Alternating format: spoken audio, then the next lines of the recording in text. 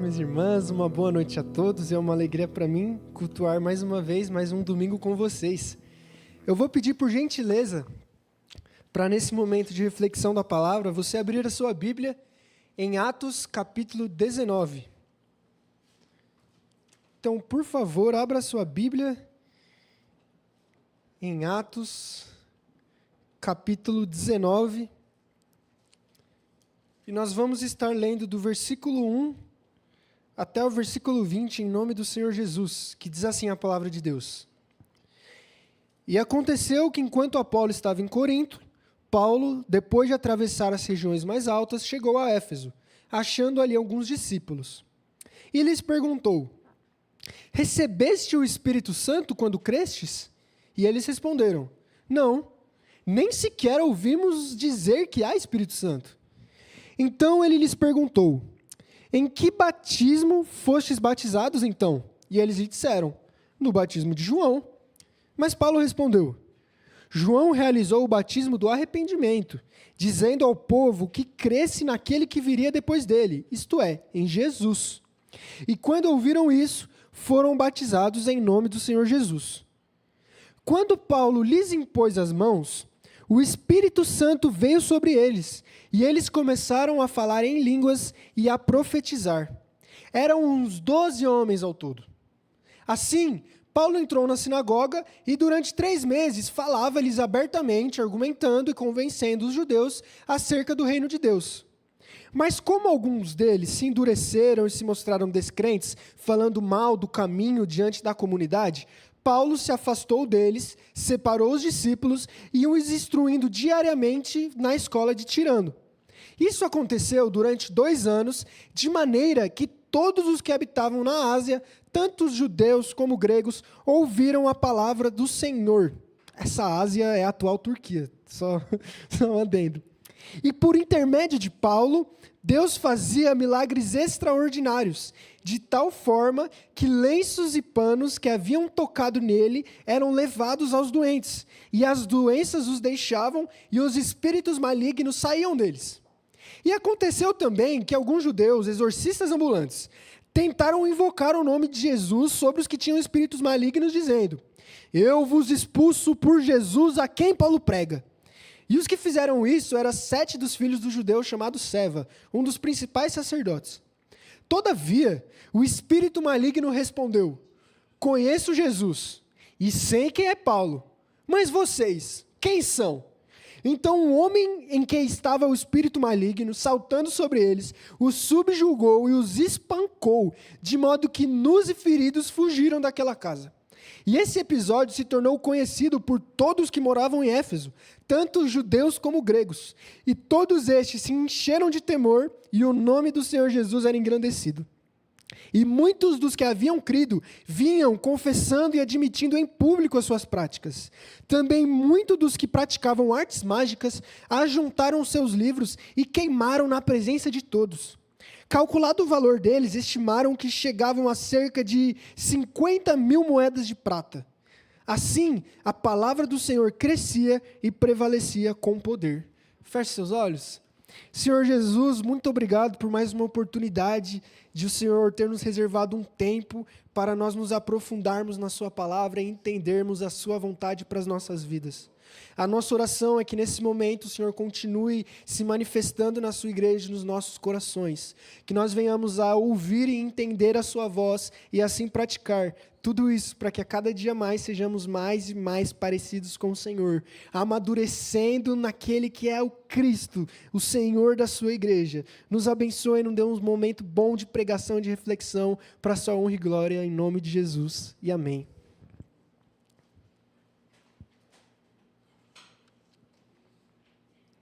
Mais uma vez, uma boa noite a todos, é uma alegria estar com vocês, espero que vocês tenham tido um final de sábado abençoado e um domingo abençoado também na presença do Senhor Jesus. Muito bom ter você aqui comigo à noite, mais uma vez, eu sempre gosto de ser prolixo nisso, de agradecer a sua presença, porque é de verdade. Eu sei que é difícil, é corrido, amanhã está todo mundo trabalhando, amanhã a vida continua, mas você mesmo assim reserva um tempo para a gente estar aqui em igreja, aprendendo a palavra de Deus, sendo abençoado. Então, que esse tempo possa ser honrado, que a gente possa aprender e crescer na graça e no conhecimento do Senhor Jesus. O título da mensagem de hoje é As 4 Marcas do Poder de Deus. Nessa história que nós lemos, que Lucas está narrando em Atos dos Apóstolos, capítulo 19, do versículo 1 ao versículo 20, Lucas ele vai narrar 4 marcas do poder de Deus quando chega em algum lugar, quando chega nas pessoas. E para isso, a gente vai ver, hoje na mensagem, acredito que meu passador não está funcionando, Caio, por favor, se puder abrir o PowerPoint. Hoje a gente vai ver essas 4 marcas do poder de Deus e a gente vai ver o poder de Deus em Éfeso. Como que o poder de Deus, como que essas 4 marcas que Lucas relata acontecem nessa cidade. Que aqui em Atos capítulo 19, Paulo está na sua viagem missionária e ele está nessa cidade chamada Éfeso. E antes de entrarmos de fato na mensagem, é importante a gente entender onde era Éfeso. Como funcionava a cidade, como que era Éfeso naquela época. E a título de introdução de curiosidade, Éfeso era uma das maiores cidades do Império Romano. Haviam cerca de 200 mil habitantes em Éfeso. E naquela época, isso era muita coisa. Mas muita coisa mesmo. Éfeso, em termos de muita gente, era como se fosse uma São Paulo na linha coral ou na linha azul e vermelha no horário de pico. Éfeso tinha muita gente. Cerca de 200 mil habitantes naquela época era fora da curva. Era uma cidade também extremamente rica. Éfeso tinha muito dinheiro.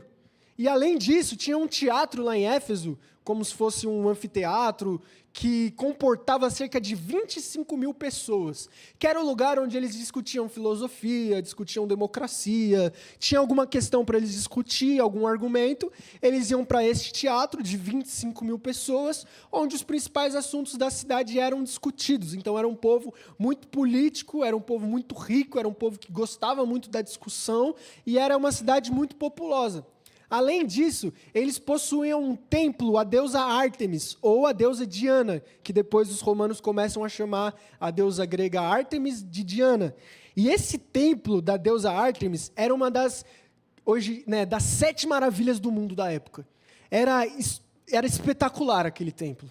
É como se a gente visse, sei lá, o Templo de Salomão, só que milhões de vezes mais bonito. Era assustador. Quem chegava perto, e alguns historiadores da época, quando relatam como funcionava o templo, da deusa Ártemis, eles ficavam chocados, eles ficavam, embasbacados, vendo aquele negócio fantástico. Era extraordinário. E dentro daquele templo tinha uma imagem da deusa Ártemis que eles acreditavam que tinha caído do céu, e outra imagem que eles construíram dessa deusa enorme, gigante, que era onde eles adoravam essa deusa. Então, como que Éfeso era? Éfeso era uma cidade rica, extremamente política, o pessoal de lá era de alta posição, tinha muita gente que morava lá, e além disso, o povo era extremamente religioso, era extremamente idólatra. Era a religião que, inclusive, funcionava como a economia de Éfeso.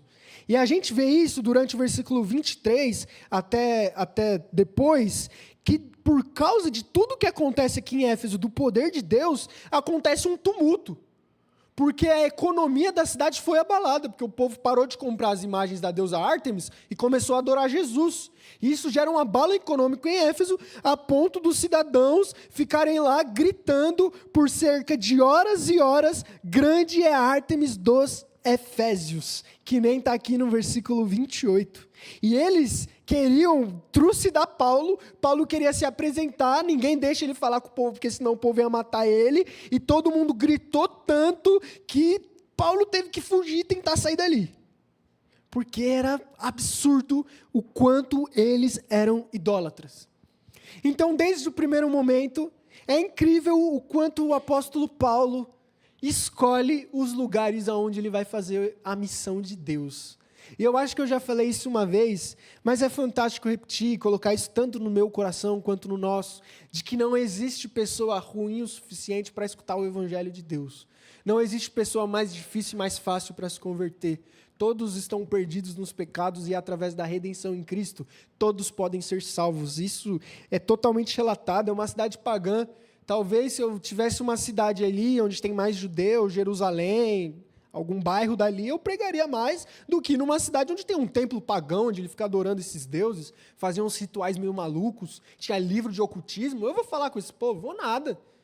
Já escutei uma história de uma galera que fazia evangelismo, aí quando passava na frente de uma casa de outra religião, os irmãos falavam, misericórdia, eu atravesso de faixa, não passo ali nem perto, porque Deus me livre, está amarrado em nome de Jesus. Meu irmão, que isso? Meu Deus do céu. Imagina se Paulo fosse assim, ele não teria feito nenhuma viagem missionária. Ia chegar em Éfeso e falar misericórdia, ia fazer até o sinal da cruz, Paulo. Porque, pelo amor de Deus, ô povo idólatra. Mas não, Paulo escolhe Éfeso para pregar o evangelho.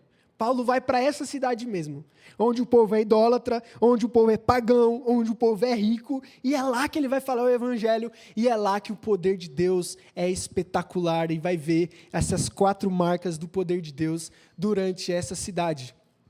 Então, em primeiro lugar, a primeira marca que Lucas narra aqui em Atos capítulo 19, do 1 ao 20, do poder de Deus nessa cidade, é que o poder de Deus nos traz revestimento. Isso é descrito do versículo 1 ao versículo 7, onde Paulo encontra aqueles discípulos que haviam sido discipulados e batizados somente por João Batista. Então aqui diz, versículo 4, mas Paulo respondeu, João realizou o batismo do arrependimento, dizendo ao povo que cresce naquele que viria depois dele, isto é, em Jesus. Então, quando ouviram isso, foram batizados em nome do Senhor Jesus. Mas quando Paulo lhes impôs as mãos, isso é, depois desse batismo do Senhor Jesus, o Espírito Santo veio sobre eles e eles começaram a falar em línguas e a profetizar. A primeira marca do poder de Deus que Lucas narra em Atos capítulo 19 é que o poder de Deus traz revestimento para as nossas vidas. O Espírito Santo, ele traz poder para nós. E isso não é só com esses discípulos de Atos capítulo 19, mas se incluem a todos os povos de todos os lugares. Até porque em Joel capítulo 2, o profeta Joel, centenas de anos antes de Cristo, antes da igreja, antes de Atos 2, ele profetiza que o Espírito derramaria poder sobre todos, servos e servas, patrões e patroas, todos os homens, todas as mulheres seriam e provariam desse revestimento do Espírito.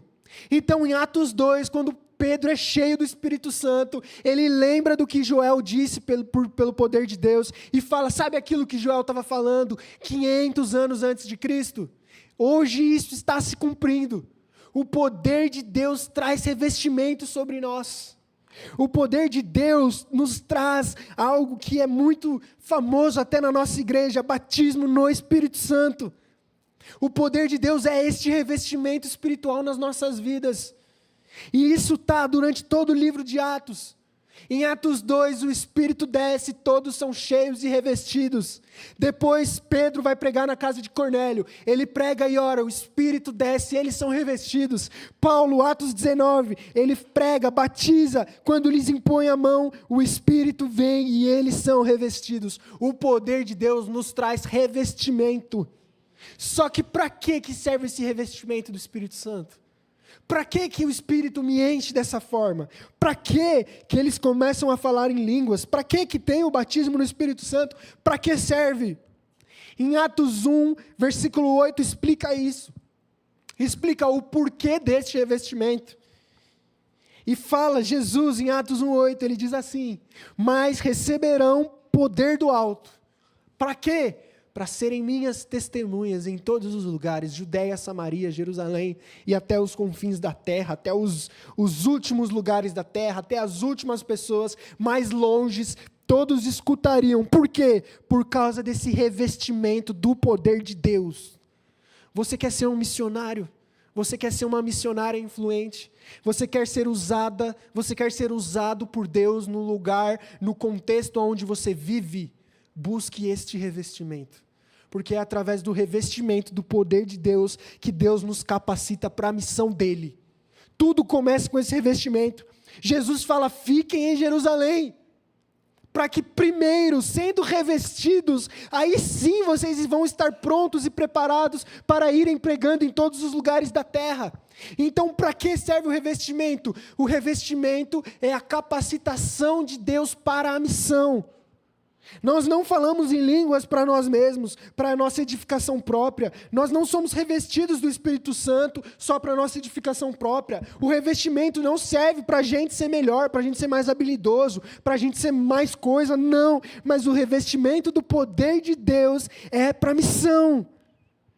A gente é cheio do Espírito, a gente é revestido de poder para sermos testemunhas. Então, primeiro, o que a gente pode aprender? Não tem como ser uma testemunha de Deus eficiente sem o poder do revestimento. Não tem. Você acha que se você estudar muito, se você souber como argumentar que Deus existe para um acadêmico, você vai estar preparado para pregar Deus? Você está errado. Não é suficiente. Você pode estudar a vida inteira, 10, 20, 30 anos e até o pós-doutorado. Você não vai conseguir.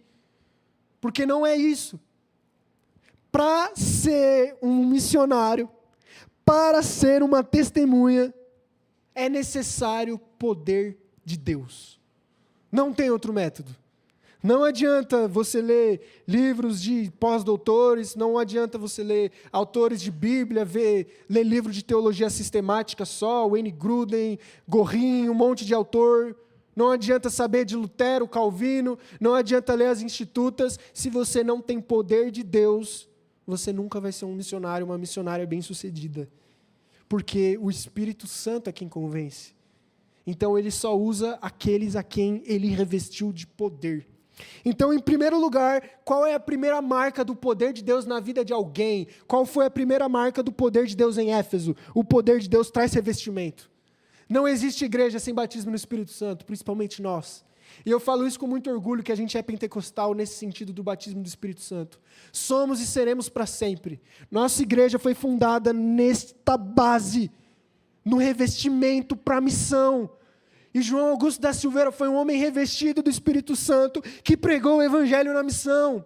O que mostra que nós somos um povo escolhidos por Deus, chamados. Você foi chamada, eu fui chamado, meu irmão, para sermos um povo eleito por Deus para experimentarmos desse revestimento. Deus escolheu uma igreja chamada Adventista da Promessa para derramar o poder dele, o revestimento dele sobre homens e mulheres, para impactar o mundo, para trazer a missão de Deus. Então, em primeiro lugar, qual é a primeira marca? Poder de Deus traz revestimento. A segunda marca, que não é menos importante, mas uma coisa vai levando a outra. O poder de Deus traz ensino. Então, em primeiro lugar, eu enfatizei que o poder de Deus é o revestimento, e não adianta você ler teologia sistemática, a Bíblia, ler a Bíblia inteira, sei lá quantas vezes, não adianta nada sem poder. O poder também leva para o ensino. Não existe um revestimento sem ensino. Deus não é um Deus que não ensina. E tem um livro fantástico que chama Deus Não Cochicha, que fala justamente que Deus não é um Deus de ficar tratando com simbologia e coisa que você não vai entender nunca. Então, por exemplo, cara, eu estava aqui, aí eu vi uma arca gigante. Nessa arca tinha uma girafa com um corpo de camelo, só que quando eu subi nessa girafa, ela criou 2 asas e subiu até os céus.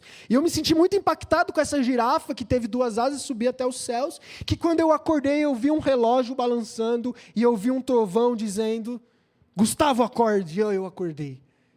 Aí agora eu vou fazer uma campanha de 7 semanas, de 7 jejuns, de 7 dias, de 7 madrugadas, para descobrir qual é o revelamento, a revelação dessa coisa que Deus me trouxe. Porque Deus não vai me contar. Eu vou ter que fazer alguma coisa para receber essa resposta, claro. Deus não vai dar as coisas assim de bandeja. Meu irmão, Deus não cochicha. Deus não faz essas coisas. Não é... Acontece? Acontece. Você tem Daniel. Só que todas as vezes que Daniel pedia a resposta, o próprio anjo Gabriel ia responder ele rápido. Deus não é um Deus que vai te deixar confuso. Deus não é um Deus que não traz ensino. Deus não é um Deus que causa dúvida. Não. Deus é extremamente claro. Deus é claro com o que quer para a sua vida. Deus é claro na sua palavra. Deus e o revestimento que a gente viu nos leva ao ensino. E não sou eu que estou falando, o próprio texto, versículo 8. Depois deles receberem o Espírito Santo, falarem em línguas e ter o revestimento, assim, o que Paulo faz? Entra na sinagoga e durante 3 meses começa a ensinar eles a Bíblia. O poder de Deus leva para o ensino.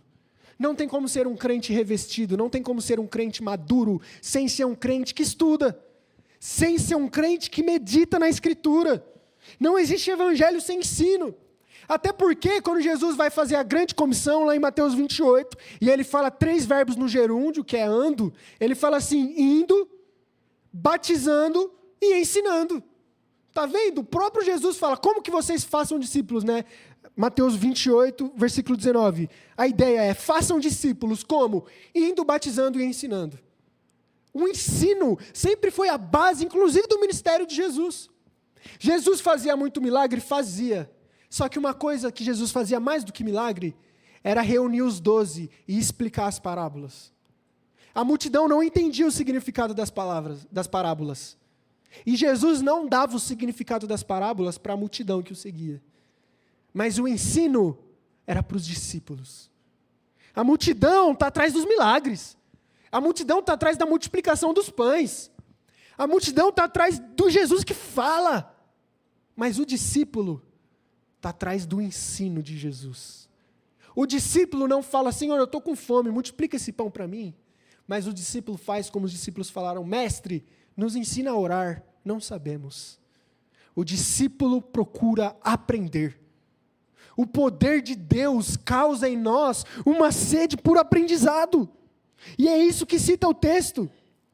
Olha o versículo 10. E depois que ele sai dessa sinagoga, onde ele fala 3 meses, por causa de alguns judeus invejosos, ele vai e começa a instruir e ser professor na escola de um homem chamado Tirano. E isso acontece durante 2 anos. Durante 2 anos, Paulo está numa instituição, numa faculdade da época, numa escola da época, só ensinando a Bíblia. E se muitas vezes a gente é pentecostal, e eu falo isso com muita alegria, também tem um lado ruim. Porque muitas vezes a gente acha que é só revestimento, que é só o línguas, que não tem o ensino, não tem o preparo. Aí sim, tem sim o N. Gruden, um livrão dessa grossura de teologia sistemática, maravilhoso.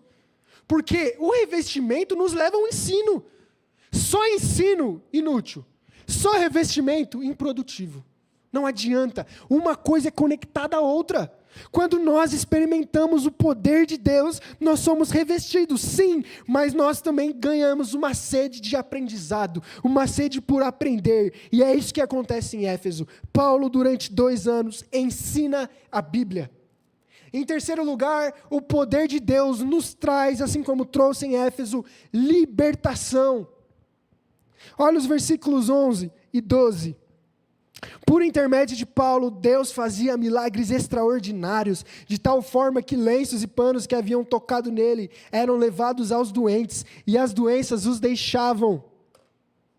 Onde eles tocavam um pedacinho ali da roupa de Paulo, bastava um pedaço, eles eram curados, os espíritos malignos saíam. O poder de Deus é um poder que traz libertação. Como eu citei ontem, acho que no estudo, na aplicação da mensagem, na carta de João, 1 João, capítulo 3, João fala que a obra de Jesus veio para destruir as obras do diabo. Na cruz, Jesus estava destruindo as obras de Satanás. Todo poder, toda cegueira espiritual, todo laço do inimigo é destruído pelo nome de Jesus. Quando o poder de Deus é manifestado na vida do crente, quando o poder de Deus é manifestado num lugar, há libertação. Endemoniados são curados, pessoas experimentam a graça e são curadas por Deus, os milagres seguem os que creem. Marcos 16 falam, e esses sinais seguirão os que creem. Aqueles que têm o poder de Deus, têm a libertação de Cristo na vida e trazem libertação aonde eles estão inseridos. São pessoas que manifestam luz onde eles estão inseridos. É como num lugar extremamente escuro, e você chega com uma lâmpada, com uma lanterna, o lugar, você não estava enxergando nada, estava com medo de tropeçar, cair, mas de repente agora você consegue enxergar as coisas. Assim é o crente. Vivemos num mundo de trevas, preso, amarrado, pessoas sobrecarregadas pelo inimigo, pessoas que não sabem como viver, pessoas não sabem como se relacionar, não sabem como lidar com o trabalho e com as tarefas da vida. Nós somos aqueles que têm as respostas. Nós somos aqueles que são a luz, que levam libertação às pessoas, porque aonde o poder de Deus está inserido, há libertação. E isso é fantástico, porque a gente não viveu numa sociedade até hoje de pessoas que não sabem o que fazer, como hoje. É difícil às vezes. Como lidar? Acordando 5:30 da manhã, indo dormir meia-noite todos os dias. Como ter uma boa saúde mental com isso? Como ser produtivo, se às vezes num ambiente de trabalho hostil? Como ser feliz com um salário tão pequeno, com uma mesa tão vazia? Como ser feliz com uma família às vezes inteira fora da igreja? Como ser feliz com um pai e uma mãe complicado, ou com um filho complicado? Vivemos num tempo em que as pessoas são oprimidas. As pessoas são oprimidas pelo emprego. As pessoas são oprimidas nos estudos. É uma opressão tremenda que o mundo faz nas pessoas. E as cargas estão cada vez mais pesadas nos ombros das pessoas. Não é à toa que hoje explodiu uma onda de tudo que é doença emocional. Porque a gente não sabe responder direito essas coisas.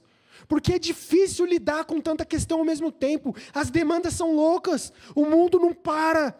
É o tempo inteiro cobrança, é o tempo inteiro 220, principalmente São Paulo, a cidade que não dorme.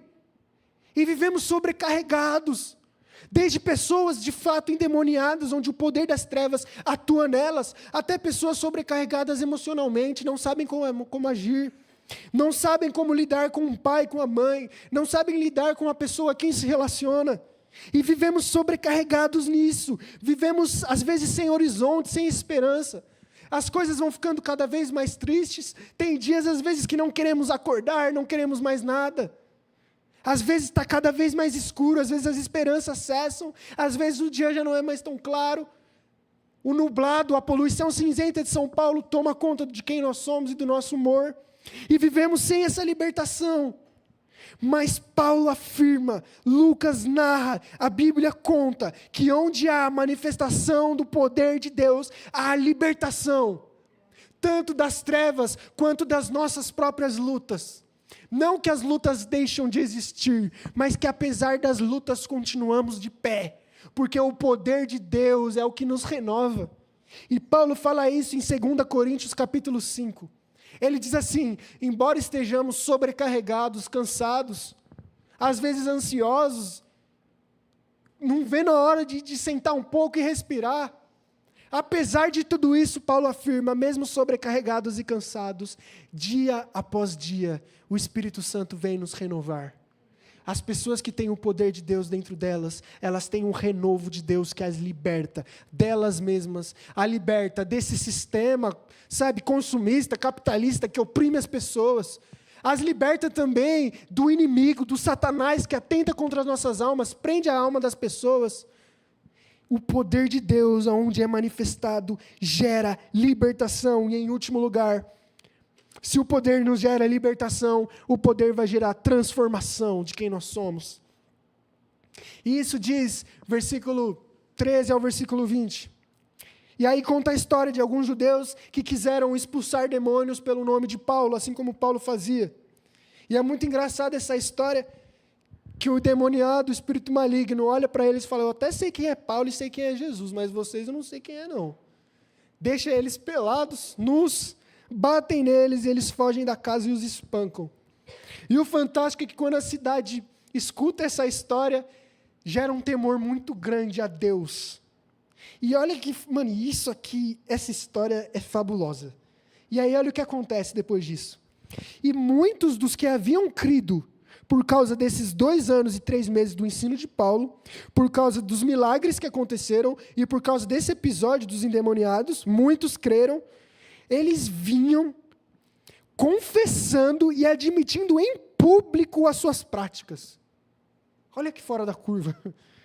E também muitos dos que praticavam artes mágicas ajuntaram os seus livros e queimaram na presença de todos. Atenção aqui. Calculado o valor deles, estimaram que chegava a cerca de 50.000 moedas de prata. Essa moeda de prata chamava denário. E o que era o denário? Era o pagamento diário, ou seja, qual que é a diária? Era esse denário. Então, convertendo hoje, por exemplo, o salário mínimo está em torno de 1.500, 1.600, se não me engano, a nossa diária é cerca de R$ 66, R$ 70. Então, uma moeda de prata, um denário, equivalia a R$ 66.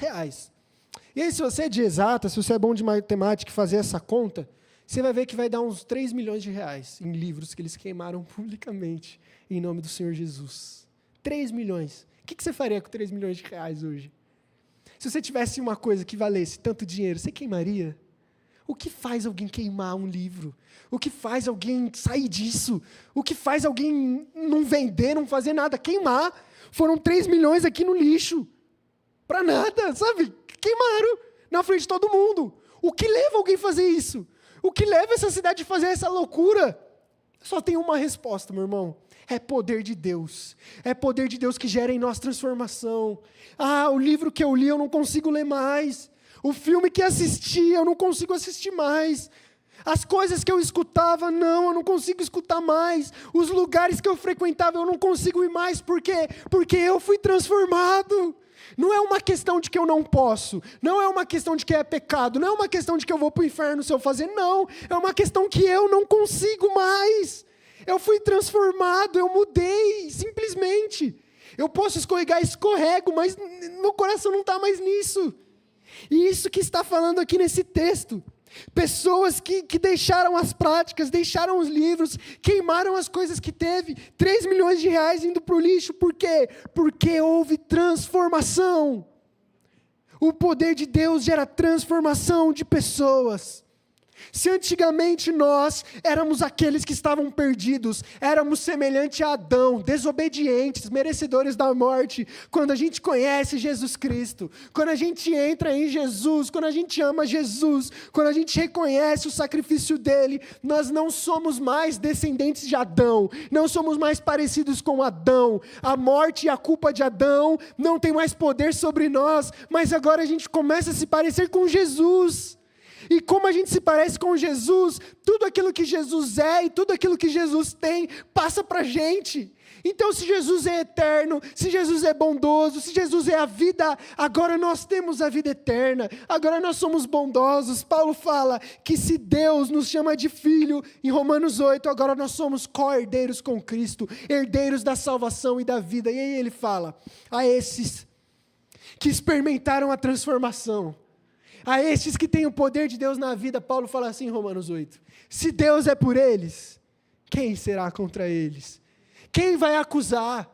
Quem vai olhar para mim? Quem que vai olhar para você e falar, não, você é igual a Adão ainda, não, você ainda está perdido, não tem mais acusação, não tem mais pecado que te define, não tem mais estereótipo que fala quem você é, não tem mais imagem no espelho que você vê, que define quem você é, agora a sua definição é na nova humanidade que Cristo te deu.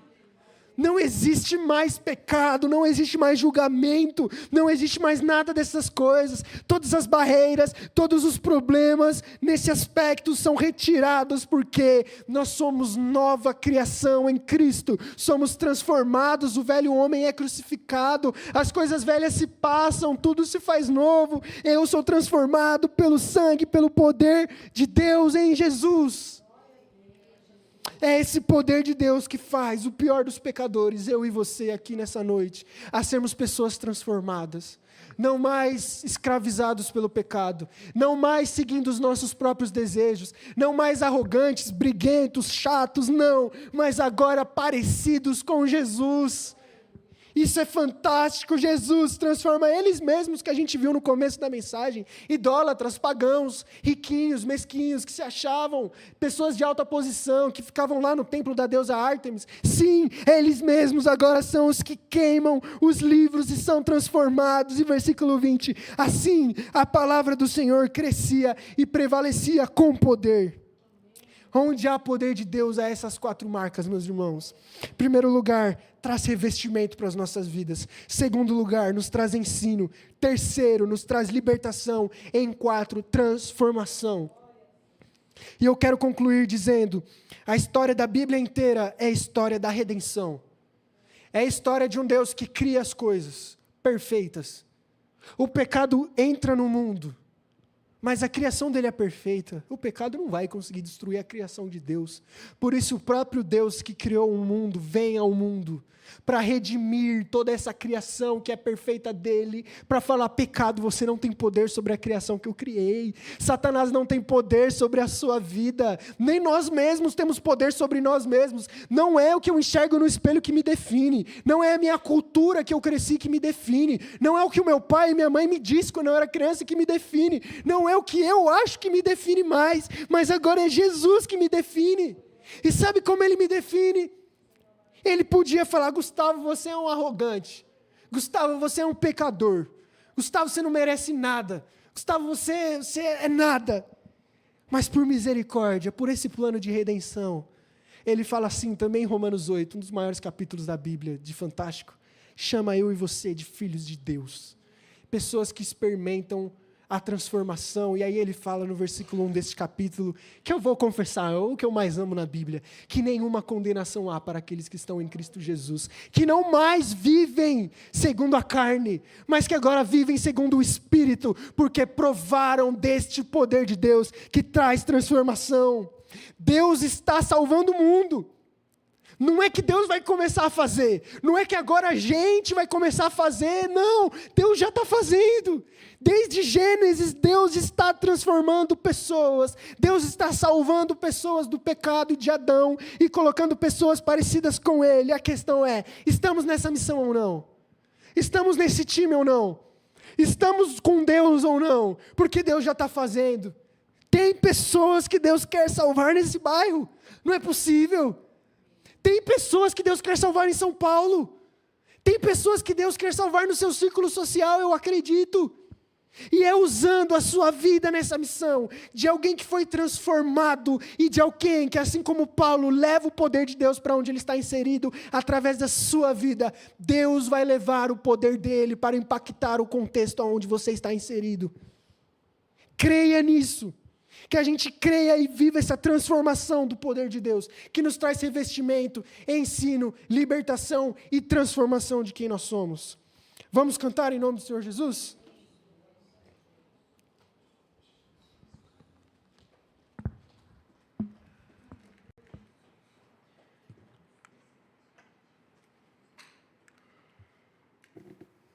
Vamos ficar de pé?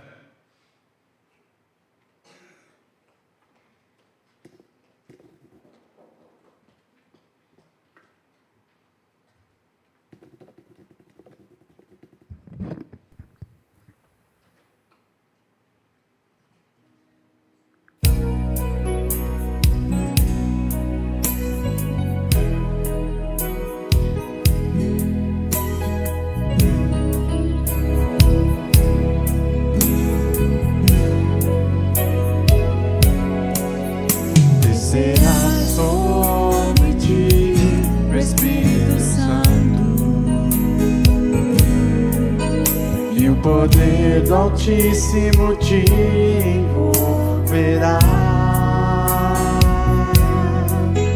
Descerá sobre ti o Espírito Santo, e o poder do Altíssimo te envolverá. Tua alma viverá, teu espírito renovará, e no teu corpo tudo novo se fará.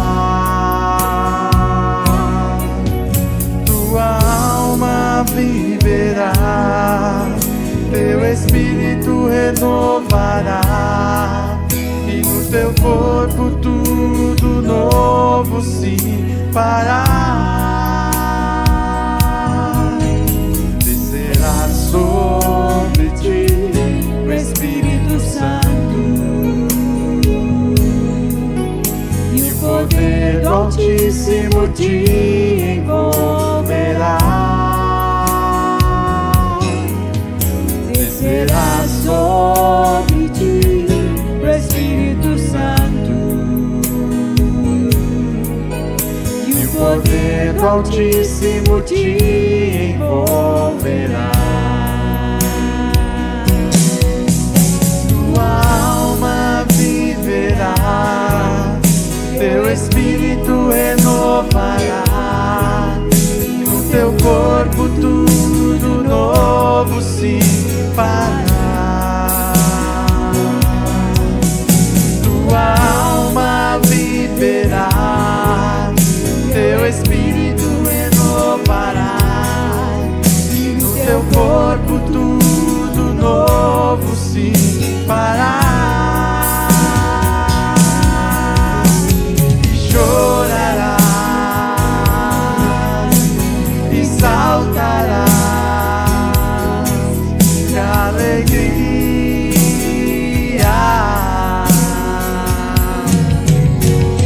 Vem, Espírito Santo, me guiar. Vem, Espírito Santo, restaurar.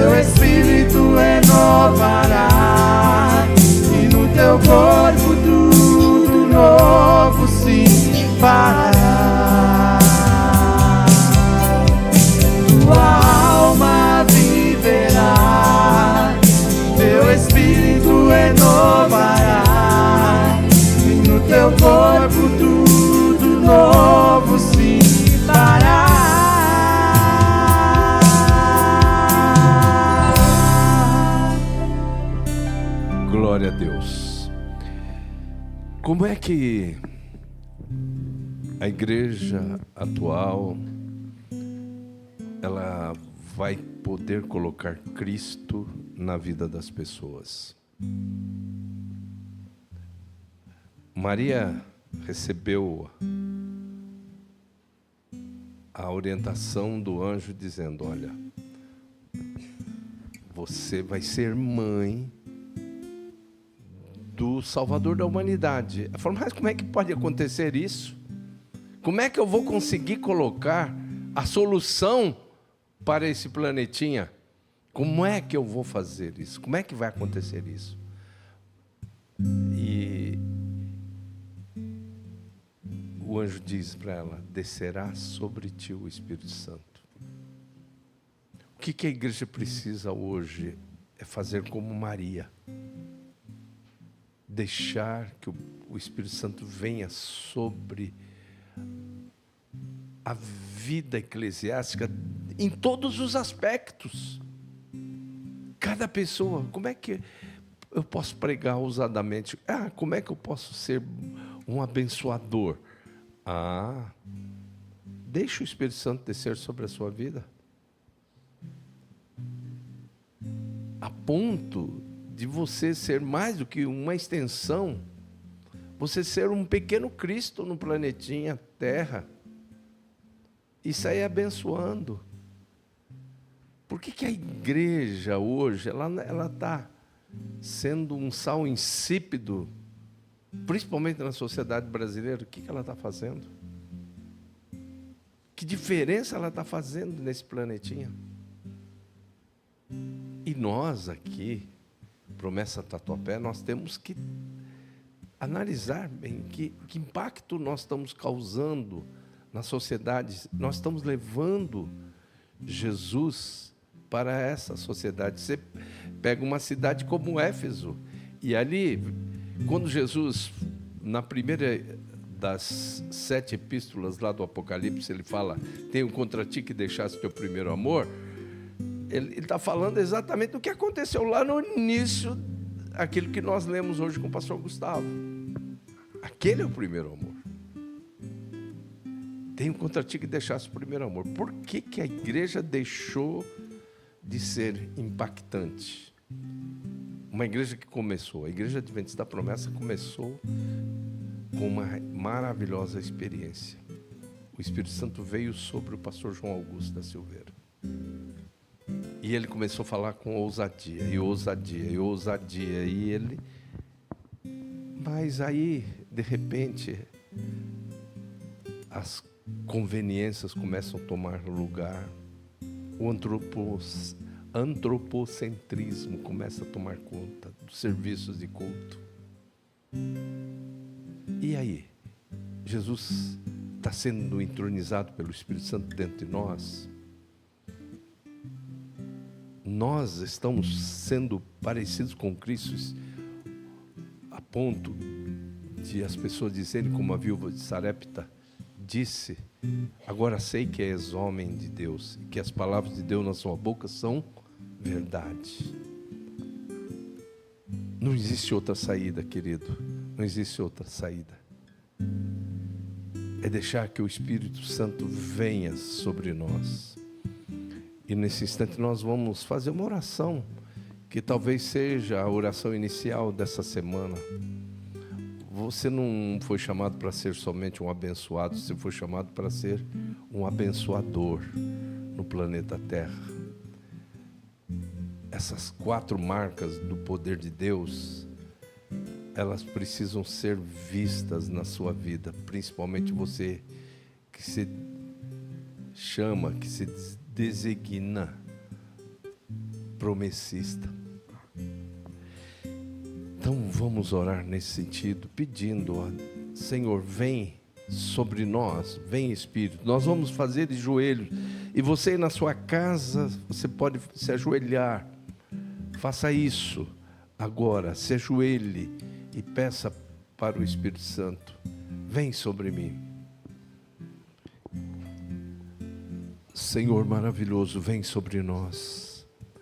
Só há uma maneira de colocarmos Cristo na vida das pessoas, é que esse maravilhoso Cristo esteja em nós, a ponto de dizermos como Paulo: não mais vivo eu, mas Cristo vive em mim, e a vida que agora vivo-a na fé do Filho de Deus.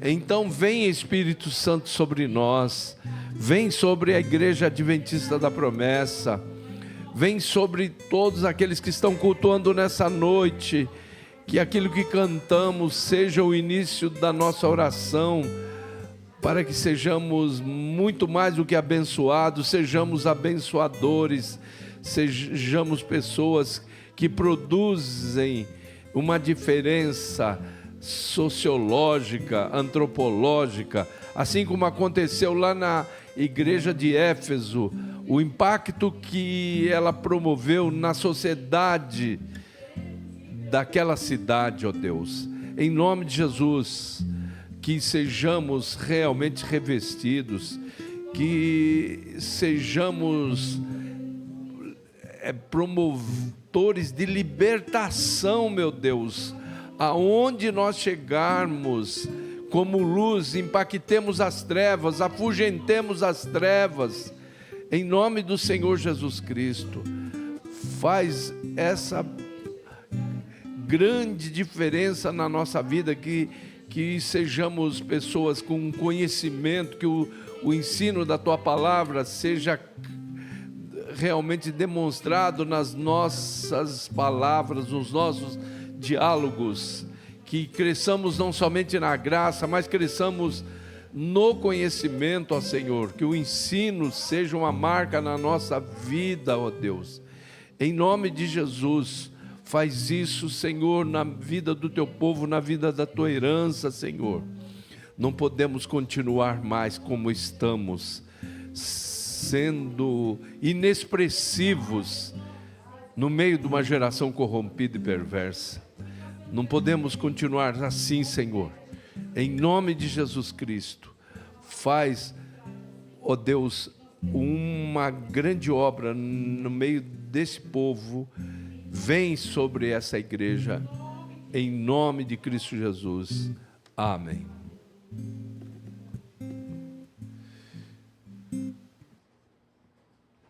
Podem se assentar por um momento, nós vamos concluir.